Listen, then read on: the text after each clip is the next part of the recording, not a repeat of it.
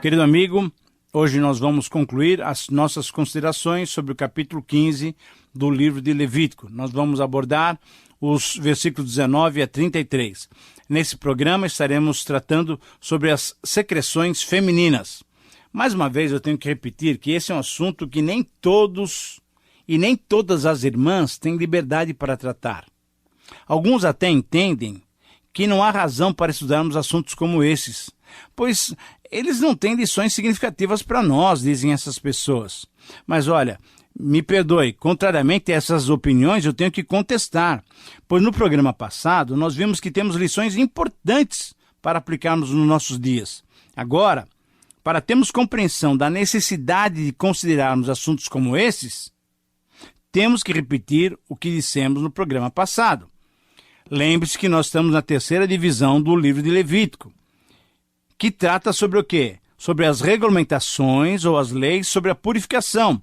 Ficará então mais fácil entendermos o conteúdo desses dois programas em detalhes quando nós tivermos essa ideia geral do livro de Levítico. Lembre-se também que Levítico é um manual de santidade que responde àquelas duas questões: como pode um povo pecador relacionar-se com Deus Santo? E como pode um povo pecador manter a comunhão com esse Deus Santo? Estamos assim concluindo o estudo da terceira parte do livro de Levítico. Essa terceira parte trata sobre a purificação, que abrange os capítulos 11, 12, 13, 14 e 15. No próximo programa, estudaremos o capítulo 16, o grande capítulo que trata sobre o Dia Nacional da Expiação. Ora, quando nos conscientizamos de que o tema geral do livro é a santidade, é a santificação, é a pureza cerimonial, é a maneira adequada pela qual podemos nos relacionar com Deus, faz todo sentido tratarmos de todos os temas que a Bíblia nos apresenta. Por isso eu quero convidá-la a abrir a sua Bíblia em Levítico capítulo 15 e anotar as divisões em parágrafos que nós vamos considerar a partir de agora. A primeira divisão vai dos versículos 19 até o 24 e trata sobre as secreções femininas de curto prazo, isso é, o período menstrual da mulher. A segunda divisão vai dos versículos 25 a 30 e trata sobre as secreções femininas de longo prazo, isso é, as hemorragias crônicas que tornavam as mulheres imundas. E em terceiro lugar, a terceira divisão engloba os versículos 31 a 33, que na verdade são um resumo e apresentam o propósito dessas regulamentações. Vamos então a essas divisões para usufruirmos das suas lições. Em primeiro lugar, nos versos 19 a 24, encontramos as regulamentações sobre o período menstrual da mulher. Para estarmos seguros sobre essas determinações, nós vamos ler os textos. Então diz assim a palavra de Deus, versículo 19: a mulher, quando tiver o fluxo de sangue, se este for o fluxo costumado do seu corpo, estará 7 dias na sua menstruação, e qualquer que a tocar será imundo até a tarde. Versículo 20: tudo sobre o que ela se deitar durante a menstruação será imundo, e tudo sobre o que ela se assentar será imundo. 21. Quem tocar no leito dela lavará as suas vestes, banhar-se-á em água e será imundo até a tarde. 22. Quem tocar alguma coisa sobre que ela se estiver assentado, lavará as suas vestes, banhar-se-á em água e será imundo até a tarde. 23. Também quem tocar alguma coisa que estiver sobre a cama ou sobre aquilo que ela se assentou, esse será imundo até a tarde. Versículo 24. Se um homem coabitar com ela e a sua menstruação estiver sobre ele, será imundo por 7 dias, e toda a cama sobre que ele se deitar será imunda. Muito bem. Nesses versos que orientam sobre os procedimentos para com a mulher que estava menstruada, merecem algumas considerações. Vamos fazer essas considerações agora. Primeiro, a secreção menstrual da mulher é normal e ela deve ser considerada imunda por 7 dias. Na verdade, essa consideração era uma medida higiênica. Não apenas os israelitas seguiam essa regulamentação, mas se sabe que outros povos antigos também respeitavam essa restrição, considerando aquela mulher inadequada para o culto. Uma outra observação: toda pessoa que tocasse essa mulher menstruada e em qualquer objeto em que essa mulher se assentasse ou se deitasse, seria considerado imundo e, para voltar à vida normal, deveria se lavar as suas vestes e aguardar até o final do dia para que pudesse retornar à convivência normal de um adorador. Terceira observação, no versículo 24, nós temos a regulamentação sobre o que acontecia quando um homem tivesse relação sexual com uma mulher, logicamente com a sua mulher, que por acaso tivesse menstruado. Ele ficaria impuro por 7 dias, como ela também estaria impura por 7 dias, e toda cama em que ele se deitasse também seria considerada imunda, impura, assim como os objetos onde ela se sentasse ou deitasse também seriam impuros. Nessas regulamentações, além do caráter higiênico que fora dado para se evitar qualquer contaminação, havia também o caráter humanitário, que possibilitava à mulher um período de resguardo durante 7 dias, para que ela pudesse se refazer da sua perda sanguínea e assim recomeçar as suas atividades normais. Mas além desses 2 aspectos, certamente também havia o cuidado com a área emocional da mulher, que durante esse período e até antes do ciclo menstrual, ficava mais sensível externa como internamente. Hoje sabemos da TPM, que para muitas mulheres é um período difícil, que traz como consequência câimbras abdominais, enxaqueca, dores diversas, irritabilidade, entre outras dificuldades. Agora, ao colocá-las nessa condição, que equivalia a um isolamento, essas regulamentações concediam às mulheres um tempo hábil para recuperarem as suas forças. Afinal, assim como as mulheres dos nossos dias, também essas israelitas estavam envolvidas no sustento das suas famílias. Essas mulheres de Israel participavam efetivamente do sustento familiar, como, por exemplo, nós veremos posteriormente, nos dias da monarquia. Essa situação é muito bem explicada, muito bem exemplificada até naquele poema em que Salomão coloca um exemplo da mulher virtuosa em Provérbios 31, 10 a 31. As irmãs que estão me ouvindo agora conseguem perceber o valor que era dado à mulher já naquele tempo? Mas vamos adiante. Em segundo lugar, nos versos 25 a 30, encontramos as regulamentações sobre as hemorragias crônicas que atacavam certas mulheres. O texto bíblico registra as seguintes palavras. Versículo 25. Também a mulher, quando manar fluxo do seu sangue por muitos dias fora do tempo da sua menstruação, ou quando tiver fluxo do sangue por mais tempo do que o costumado, todos os dias do seu fluxo será imunda, como nos dias da sua menstruação. 26. Toda cama sobre que se deitar durante os dias do seu fluxo ser-lhe-á como a cama da sua menstruação, e toda coisa sobre que se assentar será imunda, conforme a impureza da sua menstruação. 27. Quem tocar estas será imundo, portanto lavará suas vestes, banhar-se-á em água e será imundo até a tarde. 28. Porém, quando lhe cessar o fluxo, então se contarão 7 dias, e depois será limpa. 29. Ao 8º dia tomará 2 rolas ou 2 pombinhos, e os trará ao sacerdote à porta da tenda da congregação. 30. Então o sacerdote oferecerá um para oferta pelo pecado e outro para o holocausto.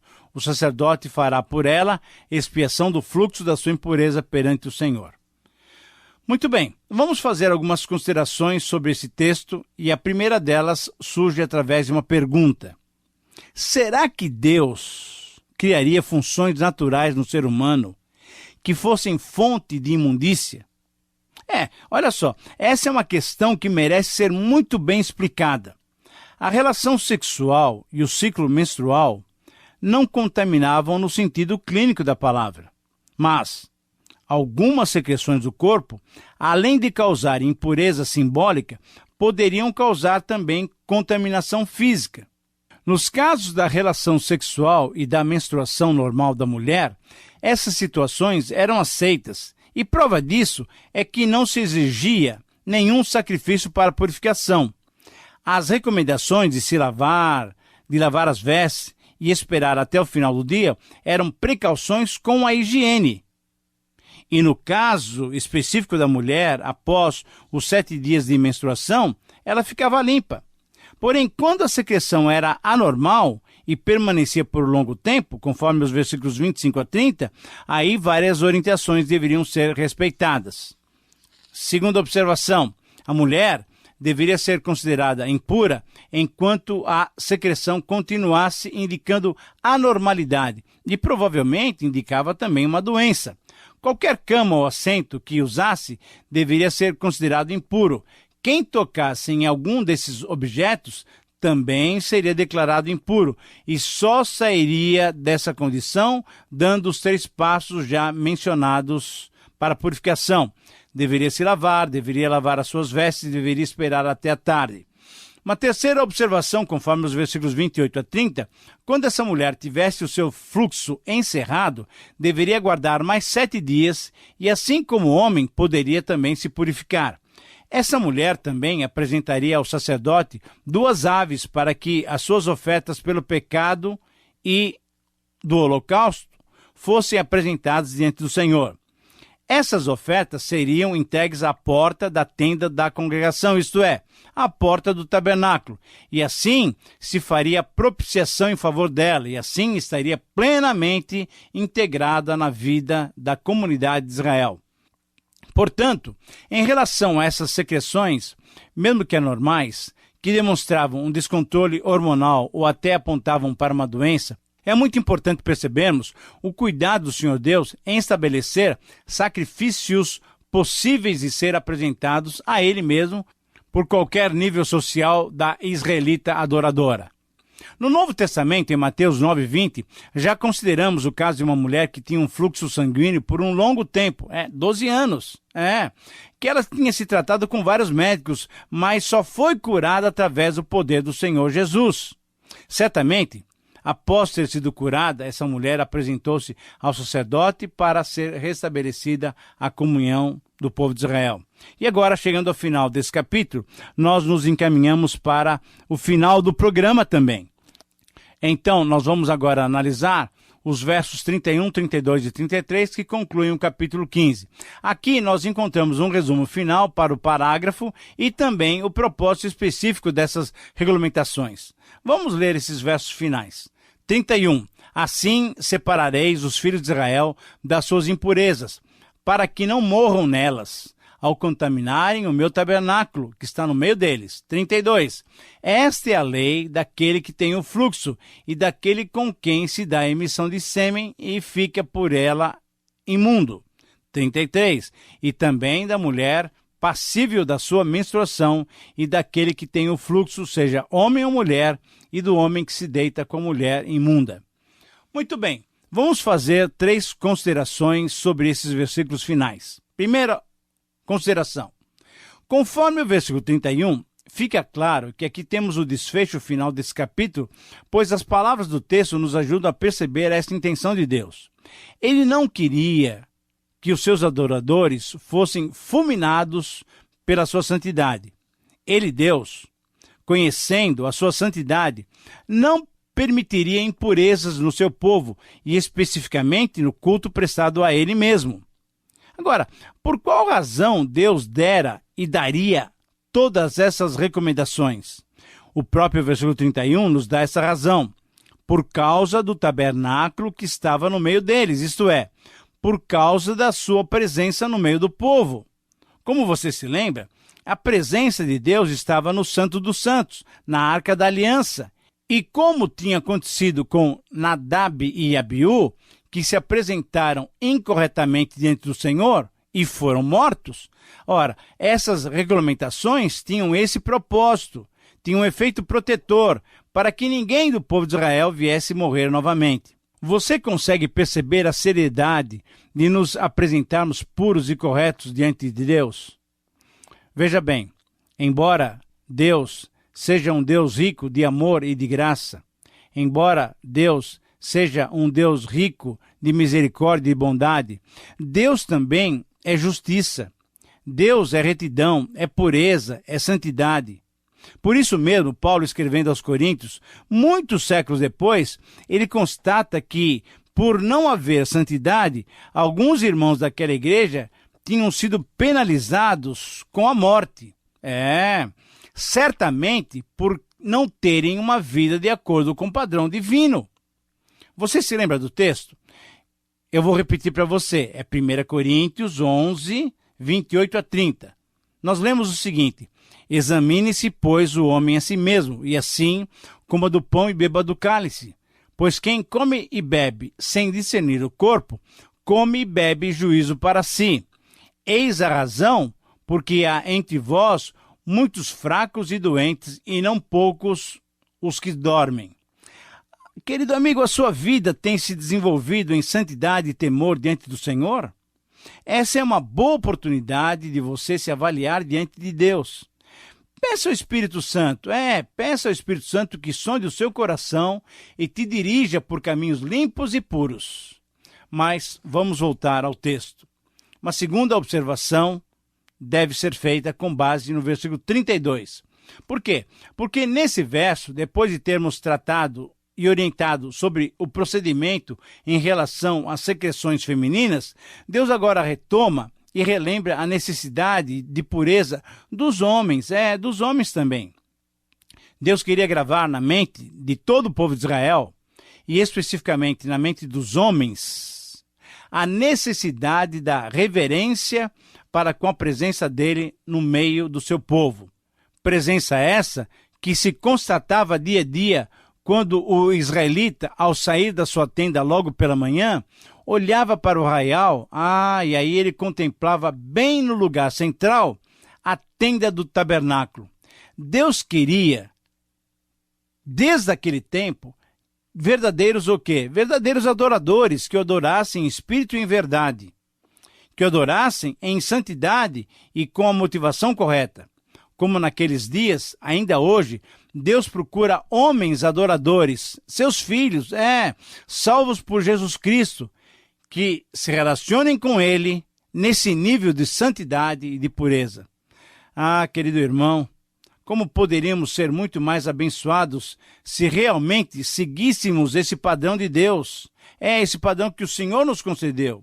Eu sei que alguns de vocês que estão me ouvindo agora, talvez estejam dizendo, é muito difícil, na verdade é impossível viver assim. E eu concordo também com você, eu concordo plenamente. Mas graças a Deus, Ele mesmo nos capacita a viver assim, pelo Espírito Santo que nos foi outorgado, conforme lemos lá em Romanos 5:5. E você? Você tem dado liberdade para o Espírito Santo te encher e conduzir os seus passos? Na verdade, esse é o segredo da vida cristã. E, finalmente, uma última observação, baseada agora no versículo 33. Com uma conclusão para todas essas regulamentações, Deus, através de Moisés, volta a sua atenção novamente para as mulheres e também para o casal, que através do ato mais íntimo que Deus nos permitiu participar, através do ato sexual. Sim, através do ato sexual, Deus queria e quer ser honrado. Deus quer ser honrado, glorificado e dignificado. Você está estranhando as minhas palavras? Não estranhe, não. Deixe-me ler para você um texto do Novo Testamento, em Hebreus 13:4. Digno de honra entre vós seja o matrimônio, bem como o leito sem mácula, porque Deus julgará os impuros e os adúlteros. Você percebeu? Hebreus 13:4. Em todas as áreas da nossa vida, Deus quer um elevado padrão de santidade. Querido amigo, esses versos finais resumem então todo o capítulo 15 de Levítico, que tratou do quê? Do assunto das secreções masculinas e femininas. Jesus já tinha dito anteriormente, e nós já estudamos em Mateus 15:18, mas o que sai da boca vem do coração, e é isso que contamina o homem, porque do coração procedem maus desígnios, homicídios, adultérios, prostituição, furtos, falsos testemunhos, blasfêmias. São essas as coisas que contaminam o homem. Querido amigo, estamos chegando então ao final de mais um programa. Estamos chegando ao final do capítulo 15 de Levítico. Essas palavras do Senhor Jesus mostram que o pecado está dentro do ser humano. Está dentro de você, está dentro de mim. E por isso devemos prestar muita atenção naquilo que pensamos, naquilo que falamos e naquilo que fazemos. Essa é uma verdade espiritual que nós recebemos através do estudo do Levítico. Você pensou que não havia verdades espirituais? Sim, você percebeu agora que temos. Temos muitas verdades espirituais para receber e aplicar em nossas vidas. Os fluxos são símbolos da manifestação visível do pecado. Deus quis ensinar santidade ao povo e, por isso, não permitiu que pessoas com fluxo que simbolizavam o pecado entrassem no tabernáculo, pudessem cultuá-lo. Foi no tabernáculo que Deus manifestava a sua presença. Deus agora habita nos crentes. Habita em nós, que somos o seu templo. Agora, você, como templo do Espírito Santo, tem se apresentado em santidade diante do Senhor? Esse é o padrão que ele requer. Mas esse é o padrão que o Espírito Santo proporciona a cada um de nós que humildemente nos abrimos para a sua ação e para a sua direção em nosso viver diário. Muito bem, estamos chegando ao final de mais um tempo de estudo, estamos chegando ao final de mais um capítulo do livro de Levítico. Encerramos assim essa parte que trata sobre as leis da purificação. No próximo programa estaremos estudando o capítulo 16, o capítulo que trata sobre o Dia Nacional do Perdão. Eu sou grato a Deus por sua capacitação e agradeço também a sua companhia. Escreva para nós, por carta ou por e-mail. Mande suas notícias, compartilhe o seu ministério e compartilhe também sobre o que você achou do programa, os princípios, as lições que foram úteis para a sua vida. Que o Senhor te abençoe, que o Senhor te guarde. Um grande abraço e fique na paz do Senhor.